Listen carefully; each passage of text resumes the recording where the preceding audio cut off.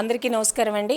ఎలగల నూకనమ్మ యాదవ్, జాతీయ బీసీ సంక్షేమ సంఘం ఆంధ్రప్రదేశ్ ఇన్ఛార్జిని. ముందుగా వైకే టీవీ వారికి అప్పుడప్పుడు కాకుండా ఎల్లప్పుడూ బీసీల గళం, బీసీల గొంతుకై వినిపిస్తూ వైకే టీవీ వారికి జాతీయ బీసీ సంక్షేమ సంఘం ఆంధ్రప్రదేశ్ శాఖ తరపున, బడుగు బలహీన వర్గాల తరపున ధన్యవాదాలు, కృతజ్ఞతలు తెలియజేస్తున్నాం. ముఖ్యంగా ఈ రోజున జ్యోతిరావు పూలే గారి రేపు జరగబోయేటటువంటి ఆయన 200వ పుట్టినరోజు సందర్భంగా ఈ రోజున 24 గంటలు కూడా లైవ్ కార్యక్రమాన్ని ఏర్పాటు చేసి ప్రతి జిల్లా నుంచి బీసీ నాయకులు తీసుకొని వాళ్ళ సమస్యలు, ఇబ్బందులు, కష్టాలు తెలుసుకుంటూ ముందుకెళ్తున్నటువంటి వైకే టీవీ వారికి ధన్యవాదాలు.